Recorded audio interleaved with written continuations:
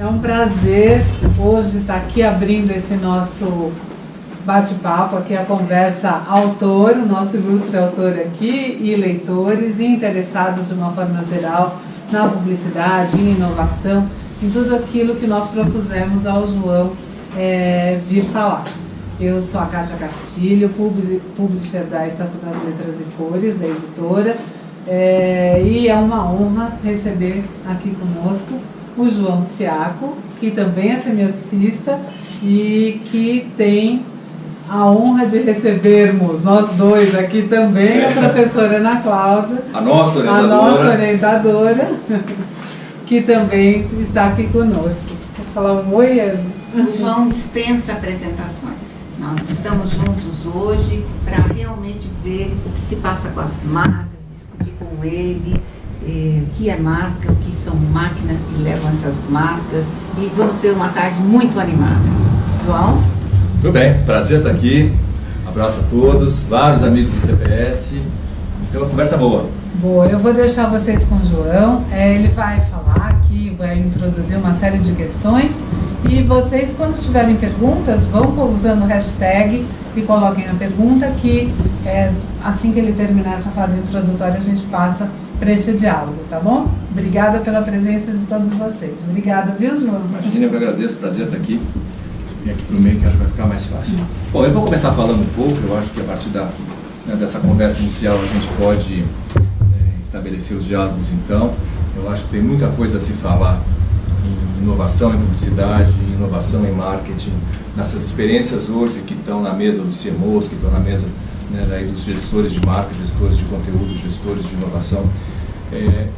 Eu gostaria de começar falando um pouco de que cenário é esse, de que realidade é essa, sobre a qual a gente trabalha, ou com a qual a gente trabalha, que eu acho que a gente precisa pontuar alguns elementos que são realmente importantes. Eu acho que o primeiro deles tem a ver com a própria mediação que, ao pensar em publicidade, a gente faz. A gente necessariamente tem que trazer. Eu acho que a questão da mediação, a gente já explorou muito isso, a gente não precisa mais falar em multimedia, a gente não precisa falar mais em transmídia, a gente não precisa, não precisa mais, a gente não precisa discutir os conceitos de transmídia, discutir os conceitos teoricamente. Eu acho que são práticas hoje que estão muito em voga e estão ainda no dia a dia do que as pessoas fazem. Mas o que eu acho que é mais relevante hoje é pensar como é que essa nova organização dos meios impõe formas diferentes de fazer comunicação. Se a gente imaginar, eu chego para começar a trabalhar na área de marketing nos anos 90, no meio dos anos 90 é quando eu começo a trabalhar. Então naquela época, para você dar conta de uma campanha publicitária, se você tivesse um bom filme, portanto uma boa presença na televisão, se você tivesse uma boa campanha de mídia impressa, portanto uma presença nas principais revistas, se você tivesse um apoio de rádio, e se você tivesse algumas peças, internet começando ainda, algumas peças em portais de internet, você dava conta super bem de fazer o que você precisava, que era, a partir da marca, chegar aos seus consumidores e comunicar o que você precisava comunicar, o que você necessariamente tinha que fazer. Hoje é impossível pensar numa posição como essa, principalmente pela multiplicidade dos meios, mas mais do que isso, pelas multiplicidades de interações que estas presenças todas, consumidor e marca, possibilitam e proporcionam. Então, para um gestor de marcas hoje, é preciso pensar em planos altamente complexos do ponto de vista de meios, como é que eu chego aos consumidores em todas as suas interações com a marca, e mais do que isso, qual é o timing, que horas eu preciso chegar, de que maneira eu preciso chegar, que linguagem eu tenho que falar, de que maneira eu converso com cada deles e, principalmente, como é que eu escuto em cada um desses meios. O que também não é uma prática muito comum das marcas. As marcas aprenderam a falar aos seus consumidores, mas ainda não aprenderam a ouvir os seus consumidores, elas estão aprendendo a fazer isso agora. Eu acho que até muito pouco tempo atrás a gente falava em marketing one-to-one, a gente falava em presença nas redes sociais, as marcas todas têm presença nas redes sociais, as marcas todas conversam com os seus consumidores, isso é uma prática hoje bastante usual, mas o que acontece, na verdade, é que você tem um momento de fala da marca, um momento de fala do consumidor, um momento de fala da marca. O professor Landowski tem uma expressão que eu gosto muito, que é um monólogo a dois. Na verdade, um fala, depois o outro fala, depois o outro fala. Efetivamente, uma conversa a gente está aprendendo a fazer agora. Efetivamente, conversar em tempo real, produzir conteúdo em tempo real, estabelecer conexões em tempo real, portanto, reagir em tempo real a uma reação do consumidor, isso é uma coisa que a gente está fazendo muito a partir de agora. Eu acho que é uma coisa bastante recente para todas as marcas. de novo, eu não estou falando em estar presente no Facebook, no Twitter, no Instagram, em todas as redes sociais. Não é exatamente isso, mas é estabelecer conversas em tempo real e produzir conteúdo em tempo real para poder fazer com que as interações, né, façam sentido. Então, acho que uma das dinâmicas é essa. E para isso, é claro que a gente tem falado, né, em storytelling, a gente tem falado em construir histórias, mas, de novo, até quando a gente fala em construir histórias, a gente está falando em contar coisas, a gente não está falando em criar junto coisas. Então, mesmo storytelling é uma coisa hoje que a gente tem que pensar de que maneira, né, nesta multiplicidade de meios, a gente também consegue fazer. Então, também são dinâmicas que a gente precisa pensar e dinâmicas que nos fazem também atuar de uma maneira diferente, né? Esse é o primeiro ponto. O segundo ponto é a própria questão digital, né? Eu acho que a gente também precisa falar disso. Não precisamos dizer que o consumidor já está digital, que todo mundo já se digitalizou, que a gente já conhece profundamente como o mobile está influenciando a vida das pessoas, né? Que a gente já saiu, que o Brasil tem mais telefones do que habitantes, que o Brasil é o país que mais consome internet, mais tempo de internet, mais que os Estados Unidos. A gente já sabe disso, né? Eu acho que esta fase do digital a gente também já passou. Por isso que eu gosto de dizer que não dá para a gente imaginar que nós vamos digitalizar as nossas comunicações, que nós vamos trabalhar a digitalização dos processos de comunicação. Eu acho que também essa é uma fase que já aconteceu, né? E essa é uma fase... Eu saí daqui, estou aparecendo? Está ótimo.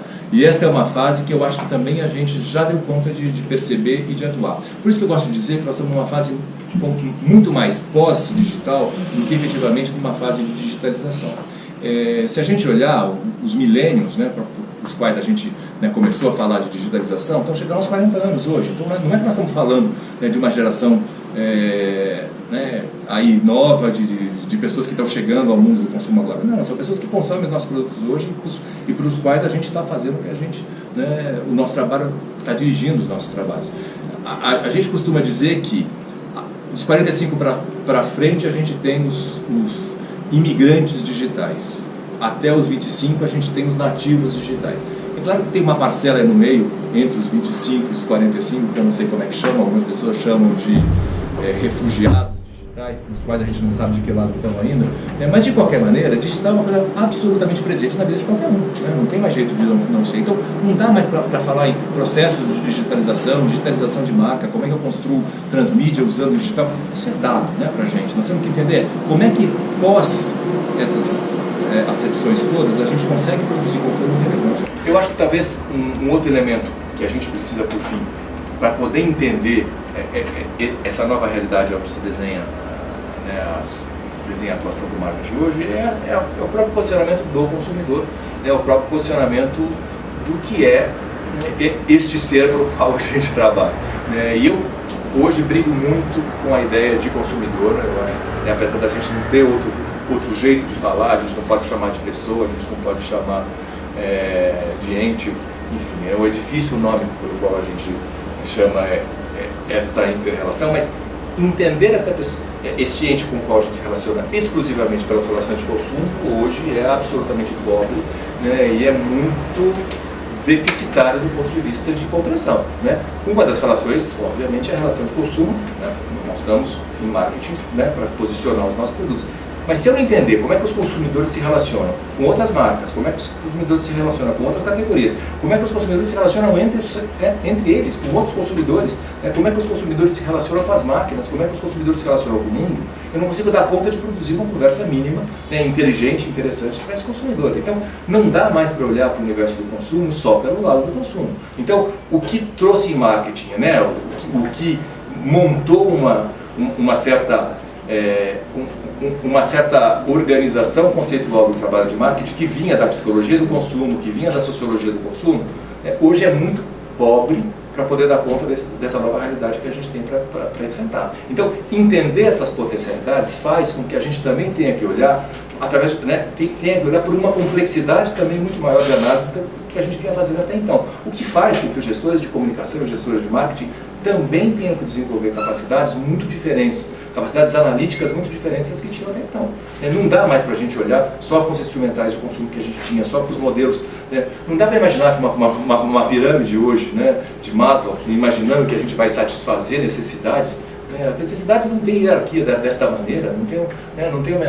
não dá mais para explicar. Né? Por quê? Porque o consumo não é racional dessa maneira. Né? E porque, principalmente, o desejo não é racional dessa maneira, se a gente quiser criar desejo. E porque relevância também não tem uma hierarquia, né, dentro de uma escala tão mensurada e tão esperada como os modelos que a gente tem. Então, como entender essa complexidade neste consumidor, que eu prefiro chamar de pós-consumidor, né, as teorias, inclusive, têm estudado o pós-consumo, né, de uma maneira mais intensa, porque o que nos interessa é o que está antes e depois, até do ponto de vista de produto. Né? Porque quando a gente olha as teorias fundamentais de marketing, olha as bases aí que fundamentaram o marketing, quando a gente pega as grandes referências teóricas, a gente olhava o ciclo de vida de produto a partir da hora em que a gente concebia o produto até a hora que o produto morria. Né? Todo mundo se lembra disso, aquela escala toda, né? aquela curva de Gauss, o produto nasce, o produto sofre uma fase de maturação, depois ele tem o declínio e depois ele morre.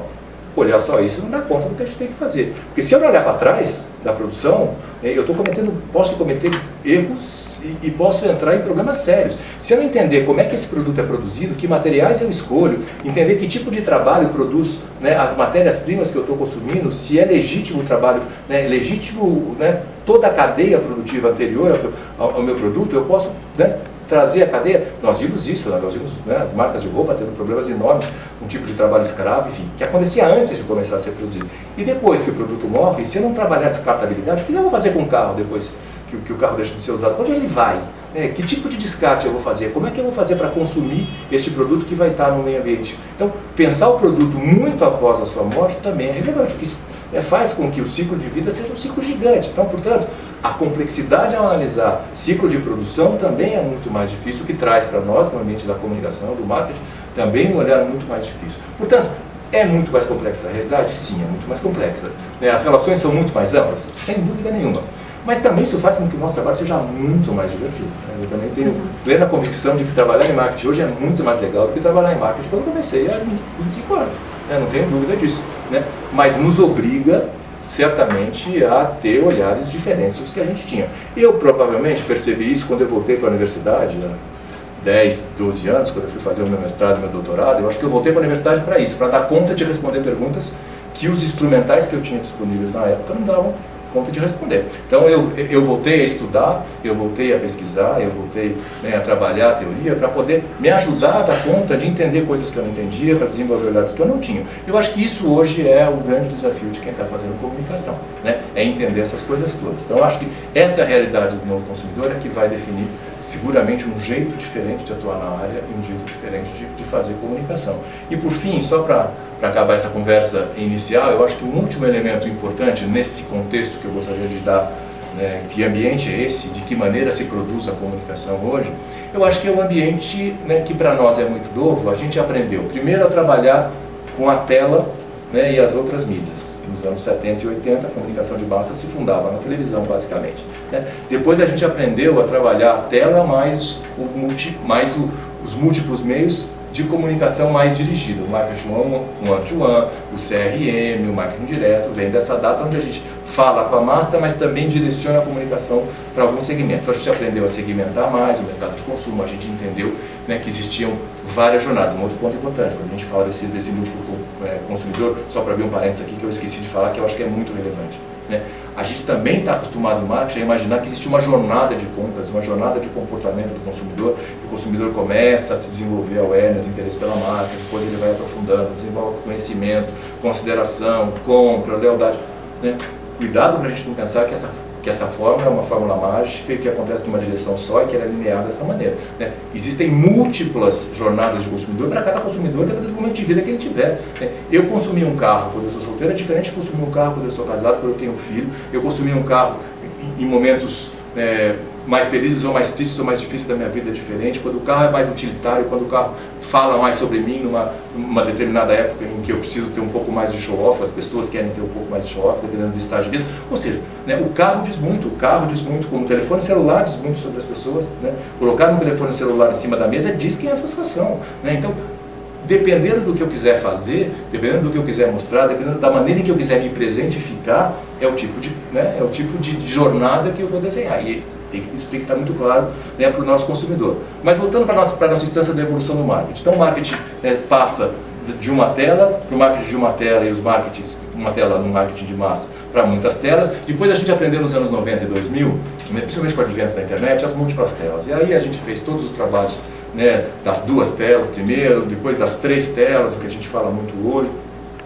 O trabalho multitelas, né, que vai compor toda a teoria do multimeio, que vai compor toda a teoria do transmídia, né, como é que eu circulo entre uma tela e outra, como é que eu faço com que a conversação, que a história se desenhe entre tantas telas.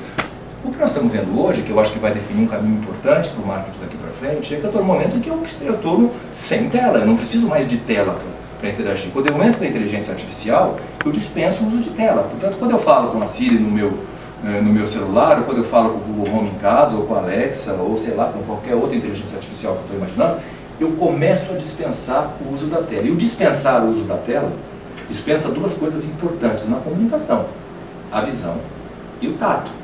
O que é dispensar esses 2 sentidos numa comunicação que se desenha a partir de agora, para nós que estamos acostumados a trabalhar com linguagem sintética, com tantas coisas, né, com tantas coisas tão plurissensoriais que a gente, né, desenvolveu na comunicação nos últimos anos? Que caminho é esse que se desenha a partir daí? Eu acho que é uma coisa importante para a gente começar a entender que linguagem é essa que a gente desenvolve, né, como é que a gente insere mensagens, como é que a gente insere conversas, não dá nem para falar mais de mensagem publicitária, mas como é que a gente insere conversas dentro dessa questão e principalmente como é que a gente começa a entender a relação das máquinas, que é uma coisa que a gente ainda não sabe, né? Ou pelo menos a gente acha, né, que sabe em uma direção só. A gente já sabe que para poder fazer a máquina se tornar inteligente, para a gente poder criar uma inteligência artificial, a gente precisa ensinar a máquina a ser inteligente. Portanto, né, toda a parte de automação, toda a parte de inteligência artificial, toda a parte de machine learning, elas são bastante compreendidas pela indústria. A gente tem feito isso, né, principalmente a parte técnica dessas ciências estão bastante desenvolvidas. Mas o que a gente não olhou ainda é, do ponto de vista das inter-relações, como é que a gente tem, né, informações a partir daí. Porque é claro que quando eu ensino uma máquina a se comportar de determinada maneira, quando eu ensino a Alexa, por exemplo, em casa, que a pessoa que eu amo é X, que a data do meu aniversário é tanto, e quando eu estou alegre eu gosto de ouvir uma música assim, e quando eu estou triste eu gosto de ouvir uma música clássica, e quando escurece eu gosto que as luzes se acendam, quando eu começo a ensinar a máquina e a máquina aprende a fazer isso, a máquina também começa a me ensinar, porque o dia que eu estiver triste, eu posso demonstrar sentimentos, principalmente se eu tiver leituras de sentimento, que é uma das coisas que a gente fala que a máquina está começando a fazer. A máquina começa a entender os meus sentimentos também e começa a responder. Portanto, o dia que eu quiser ouvir determinadas músicas, eu também posso imprimir à máquina determinados comportamentos que vão trazer da máquina determinadas formas de se relacionar comigo. Portanto, a máquina também passa a me ensinar coisas. E essa relação de volta é quase que uma autoprogramação de quem está programando. Então, esta relação de programar a máquina e deixar que a máquina o programe também traz elementos aí que a gente ainda não definiu, que a gente ainda não entendeu, né? A gente já sabe que pode passar, né, por algumas coisas que escapam. Nós vimos, né, a ficção trouxe muitas coisas.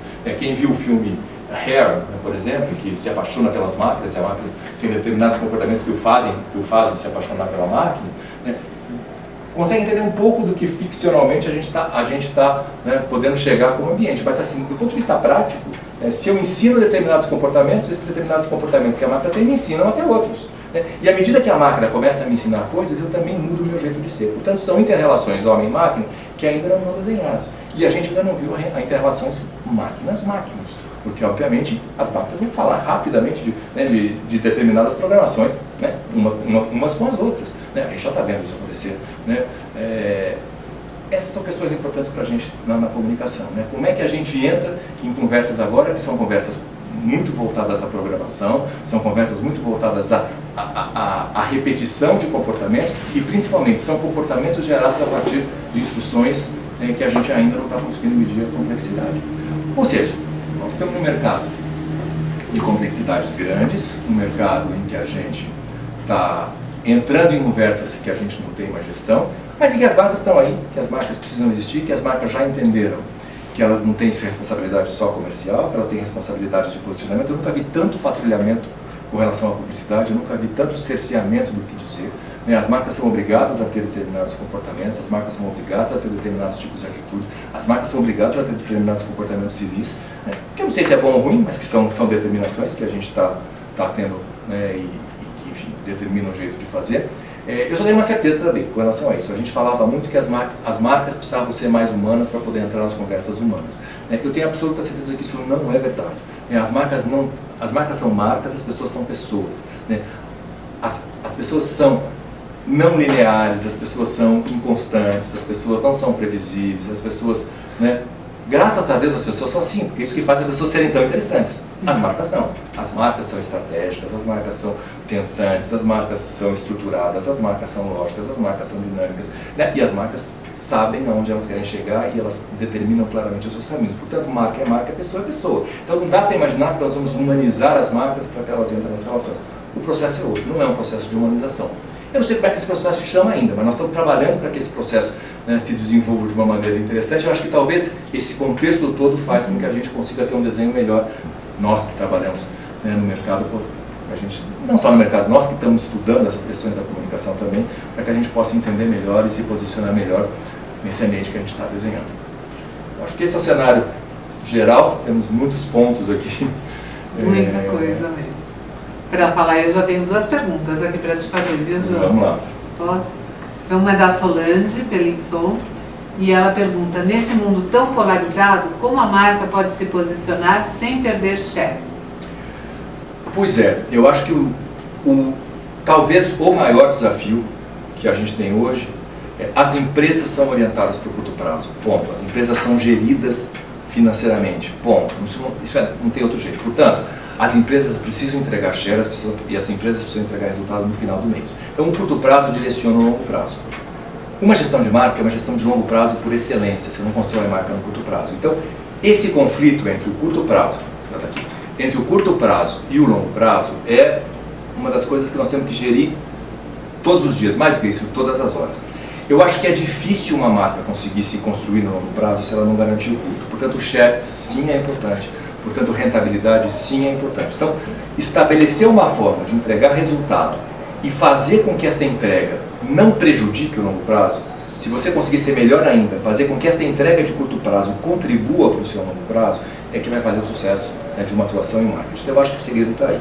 É construir o curto prazo de maneira a fazer com que o longo prazo, né, não seja prejudicado mais do que isso. Se você conseguir construir um curto prazo que permita desenvolver o melhor longo prazo, aí sim o seu trabalho é o mais acertado possível.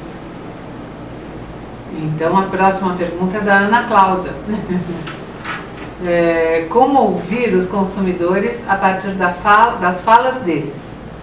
Estamos em um novo mundo da conversação digital que tem muitos impactos no fazer complexos da marca. Talvez mais ainda das agências, que têm que acompanhar as conversas e segui-las, sabendo desfrutar o que elas criam. Quais as ações para além do consumo, para animar esse diálogo com o outro?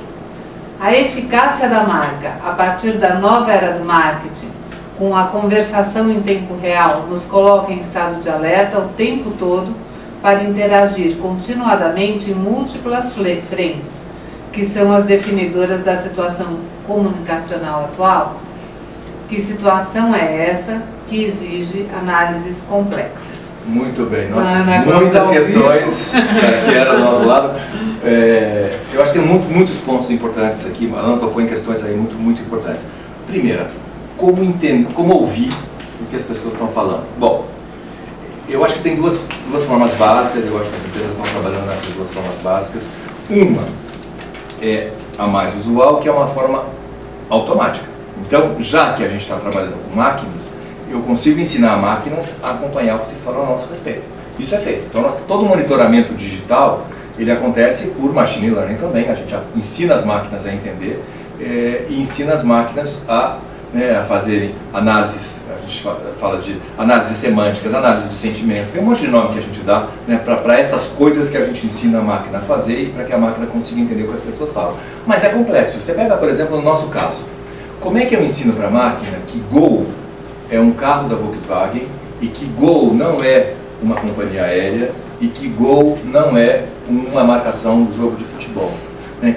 E como é que eu faço Gol ser sentido positivamente ou negativamente? Então, muito ainda do que a gente tem de machine learning tem a ver com a atuação das pessoas. Então, a gente ainda precisa de análises pessoais de uma série de coisas, a gente precisa ainda de leituras. A escrita, como a gente sabe, da internet é uma escrita diferente de uma escrita clássica, uma escrita mais tradicional. como entender exatamente o que está sendo escrito com as abreviações todas, com o jeito de ser, né, do internet case, que é um jeito diferente também de escrever, né, como entender essas coisas. E eu, às vezes, estou lendo relatórios de consumidor dentro do community, e eu, sinceramente, não tenho a menor ideia do que eles estão falando, de verdade. Assim, eu não entendo exatamente se é positivo, se é negativo, se o contexto é bom, se o contexto é ruim. Então, a gente ainda tem muita dificuldade para entender, pela questão da linguagem, pela questão de cada um dos dispositivos, né? Falar no mobile é diferente de falar no desktop, falar no escritório é diferente de falar em casa, falar em determinado momento, e é diferente na própria plataforma em que a gente está. A conversa no Instagram é diferente da conversa no Twitter, que é diferente da conversa no Facebook, né? Então, entender as particularidades de cada meio, entender o momento que o consumidor escreve, entender a linguagem em que isso é feito. As máquinas nos ajudam a fazer muito disso, mas a gente ainda tem uma interação humana bastante grande para poder fazer.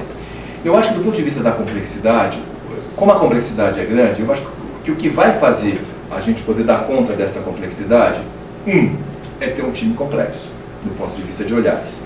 Então eu acho que isso é o que a gente está fazendo hoje. As áreas de marketing hoje, tem gente de todo lado. Não dá mais para imaginar que eu tenho só publicitários, eu só marqueteiros trabalhando comigo. Então eu tenho gente que vem da história, eu tenho gente que vem da sociologia, eu tenho gente que vem da matemática, eu tenho gente que vem da filosofia, e eu tenho gente que faz análise de dados, eu tenho gente que faz, que é um cientista de dados a fundo, eu tenho gente que ajuda a escrever histórias, portanto eu tenho roteiristas lá dentro, gente que ajuda a gente a escrever roteiro, porque eu preciso falar em tempo real. Eu tenho videomakers, porque eu preciso gravar coisas, escrever coisas em tempo real. Então, essa multiplicidade de gente que compõe os departamentos de marketing hoje é que ajudam a dar conta desta complexidade, né? Eu acho que esse é o primeiro ponto.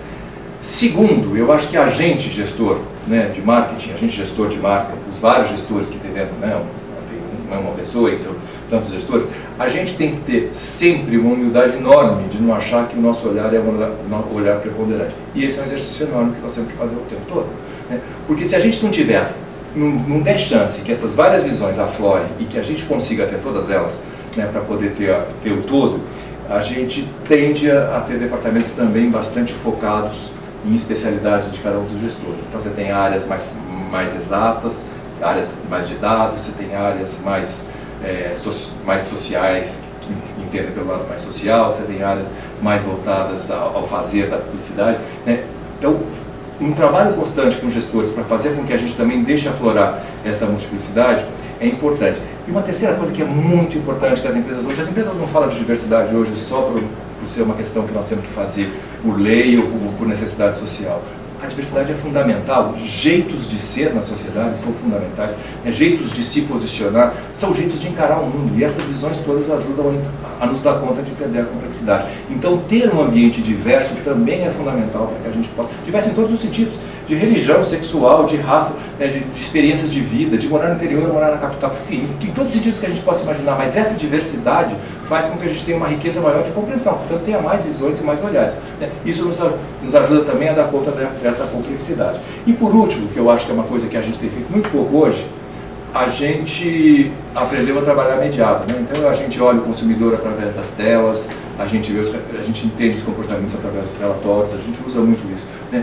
Tá na rua ainda é a melhor forma de entender, os comportamentos. Então, permitir que a gente olhe como é que os nossos produtos são consumidos, como é que as pessoas falam, entender o dia a dia dos nossos consumidores, entender essas jornadas na prática, ou seja, ir para a rua o máximo possível também nos ajuda a entender melhor esse consumidor. Então, eu diria que hoje as pessoas de marketing, quem quer trabalhar nessa área de marketing de comunicação, precisa ter, eu diria que antes de gostar de comunicação, precisa gostar de gente, porque não tem outro jeito, né? Assim, você precisa, de fato, falar com pessoas, olhar pessoas, trabalhar com pessoas, entender pessoas. Essa é a nossa realidade hoje. Se a gente não fizer isso minimamente, a gente não dá conta da nosso texto básico, que é a gente. Acho que isso é a base do que a gente faz. É outra pergunta da Solange, que é de Barueri, São Paulo. Tá? Solange. Nem sempre os clientes falam o que pensam. Existe algum tipo de análise que podemos fazer nas entrelinhas, já que nem sempre o cliente sabe o que quer ou o que não quer? Eu diria que a gente, na maioria das, a gente como consumidor mesmo, a gente não sabe de fato, né? E eu acho que a gente não tem que saber o que a gente, para as empresas o que a gente quer.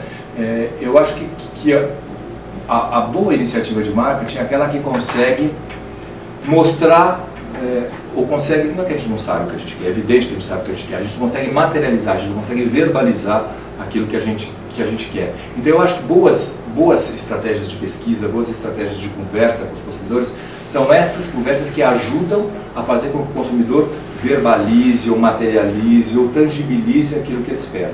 Eu acho que esse é o grande gancho. E a gente tem usado muitas técnicas para isso. Né? Como é que a gente ajuda o consumidor a dar tangibilidade àquilo que ele está falando. Então, assim, a semiótica nos ajuda muito a entender percursos, né, de geração de sentido, entender a narratividade. A semiótica é um grande instrumento para a gente poder entender isso melhor. Eu acho que a própria sociologia, a psicologia tem desenvolvido formas da gente olhar isso muito melhor. A gente tem trabalhado com a antropologia também para nos dar uma base para poder compreender isso muito melhor. E, sem dúvida, a nossa formação, o nosso treino em poder estar com gente, em poder falar com pessoas, em poder analisar o contexto como um todo. Eu acho que isso nos ajuda a compreender sempre o consumidor, que é uma dificuldade grande que a gente tem na área.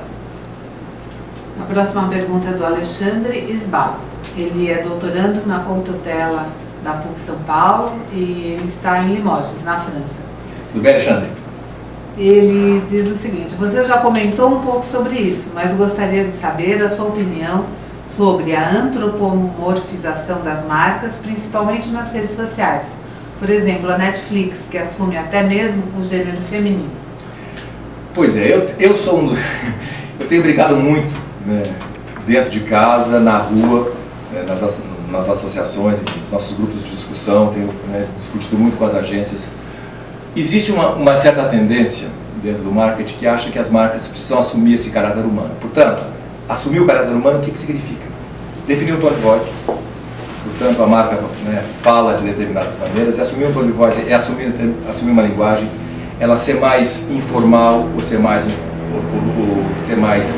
formal do ponto de vista de escolha vocabulário, de construção de frases, assumir ser masculino ou feminino, assumir uma posição sendo masculina ou feminina, assumindo uma posição mais racional ou uma posição mais filosófica, pensativa, reflexiva, e até ser até uma personalidade, as marcas dizem que precisam assumir, tem uma personalidade mais brincalhona, uma personalidade mais solta.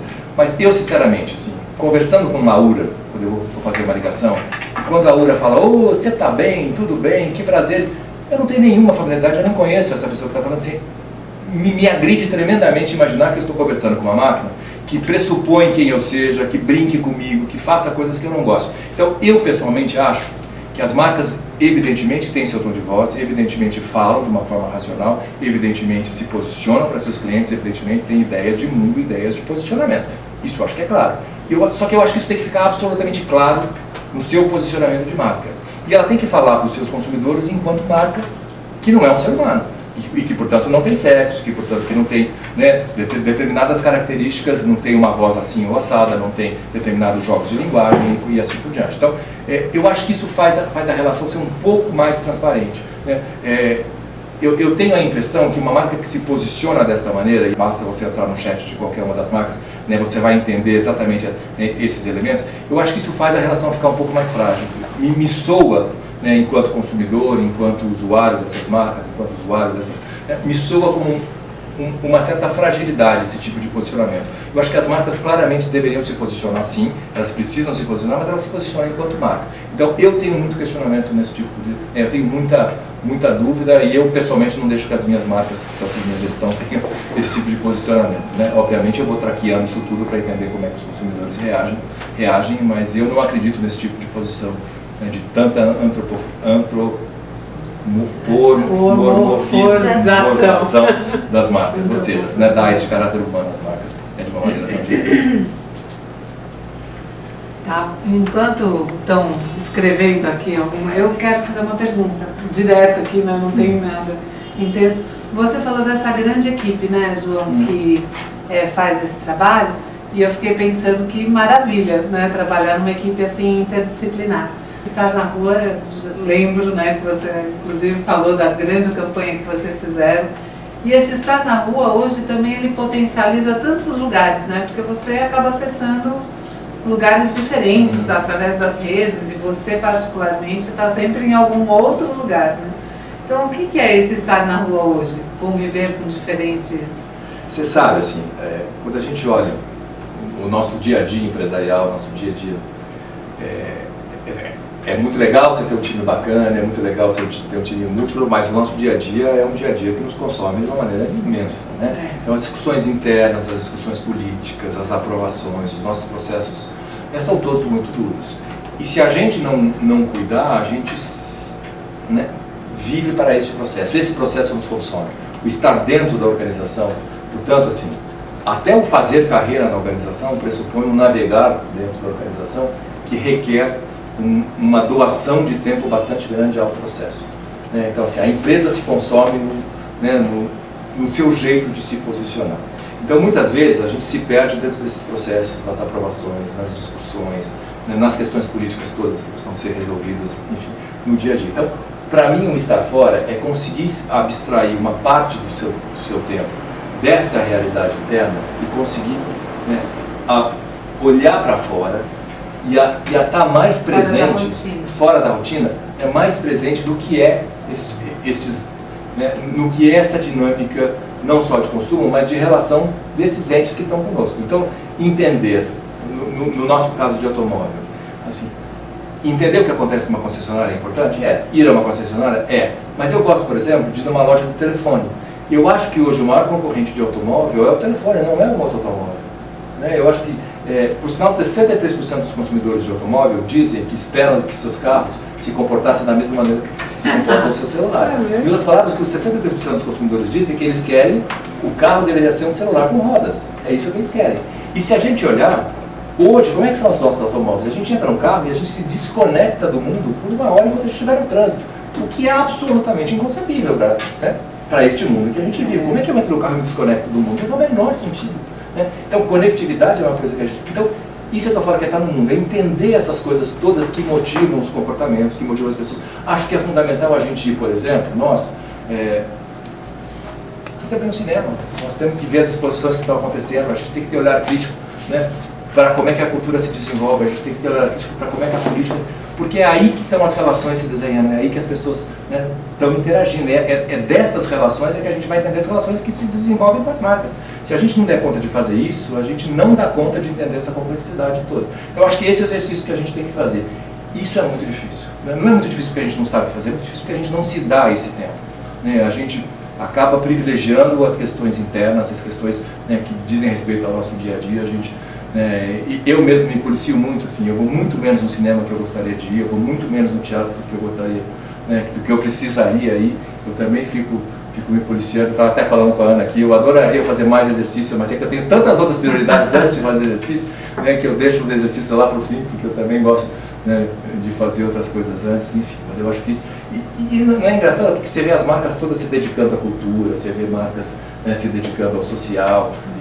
De novo, não é porque elas precisam fazer isso, não é boa vontade, não é porque elas acham que o mundo precisa ser melhor. É claro que isso vai fazer o mundo ser melhor, sim, é claro que as marcas podem contribuir isso muito positivamente, é claro que tem um lado sim, mas é também porque isso ajuda as marcas a entenderem as suas realidades, a desenhar seus cenários, a compreender com mais exatidão a complexidade do mundo que elas estão inseridas, né?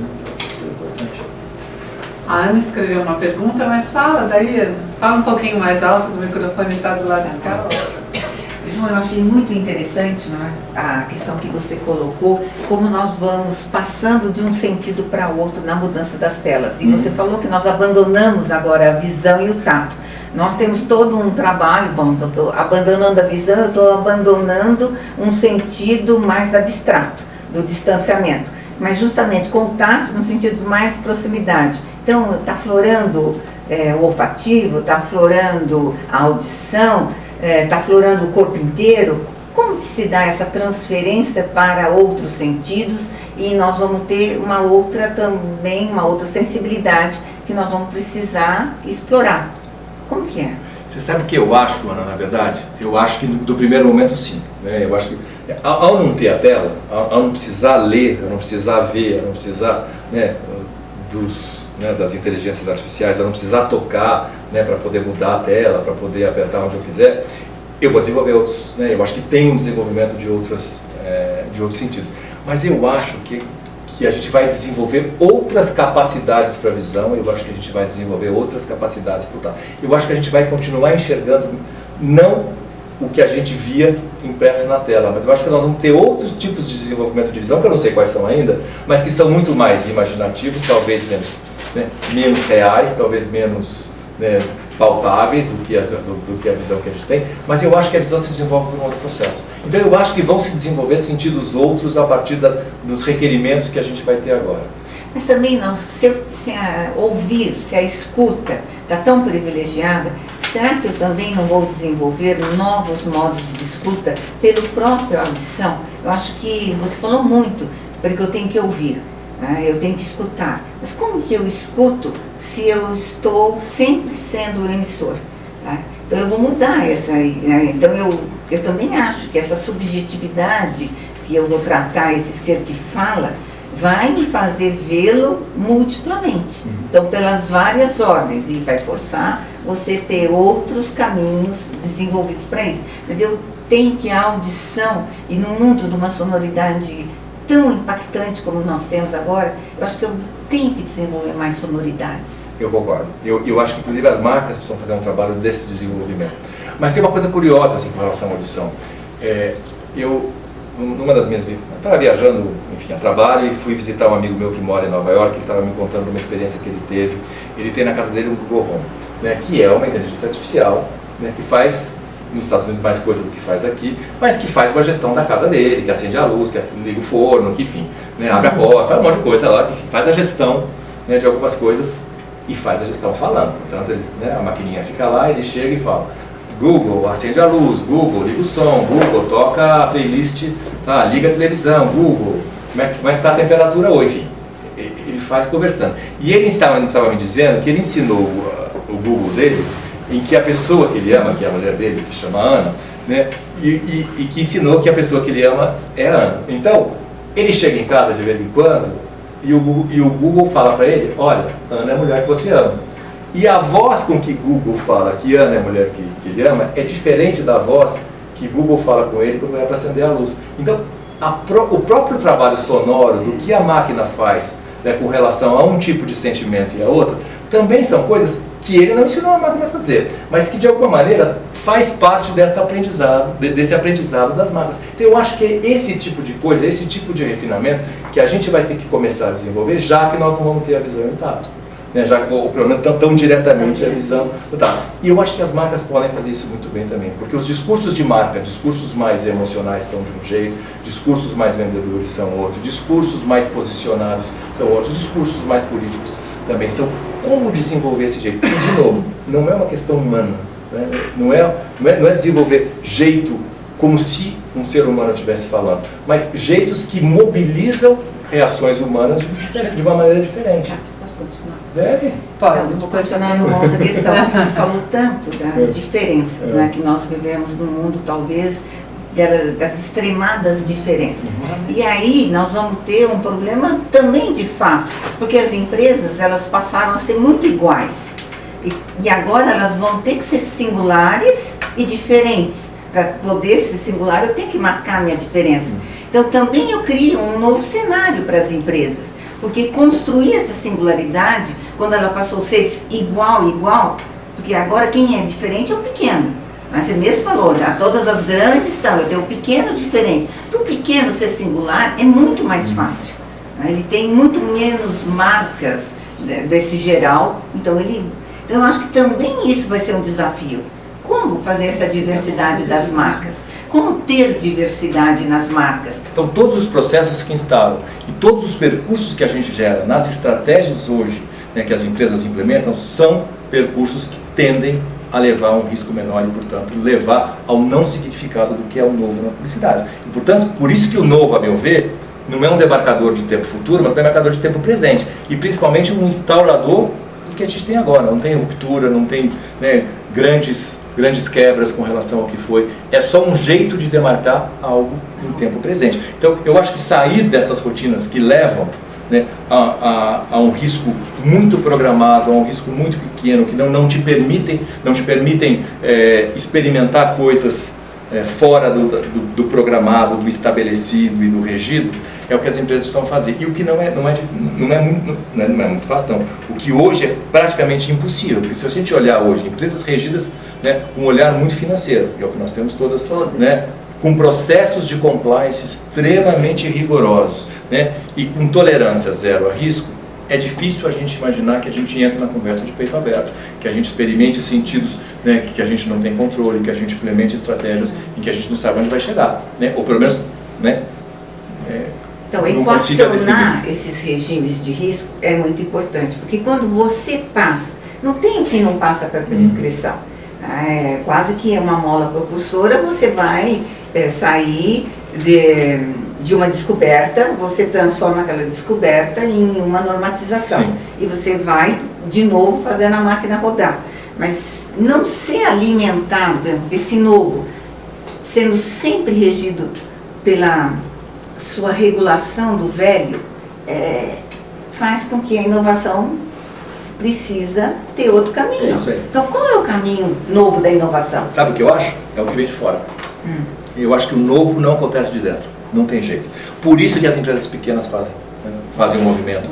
Por isso que quem está mudando a indústria automobilística não vem de dentro da indústria automobilística. Quem mudou a indústria do disco não veio, né? A Sonora não veio de dentro da indústria. Por isso que quem mudou as grandes transformações que a gente teve, a Kodak, por exemplo, não veio de dentro.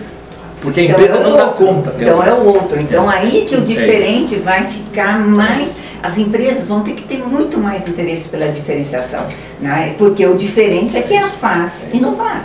Então você falou muito do telefone, de todos os... tudo que é tecnológico para o carro. É isso. Então, eu tenho duas últimas perguntas, pode ser? Claro. Uma é da Maristela, que diz: as marcas menores assumem os riscos com maior liberdade e conseguem entrar nas conversas e se autorregularem em tempo. E a Waze vai ter um comentário. As marcas menores assumem os riscos com maior liberdade e conseguem entrar nas conversas e se autorregularem em tempo. É a Val? É a Maristela. Maristela, Maristela. O que eu acho, assim, na verdade, eu acho que você tem absoluta razão, e é verdade. Mas se a gente lembrar, 93% das startups morrem. Só 7% conseguem também ser bem-sucedidas. Eu acho que sim. Eu acho que as marcas menores correm muito mais risco. Eu acho que as marcas menores, quando acertam muito mais rapidamente e se desenvolvem de uma maneira muito rápida. Mas o nível de assertividade é baixo. Porque eu acho que isso é inerente ao próprio correr risco, ao próprio assumir determinados posicionamentos.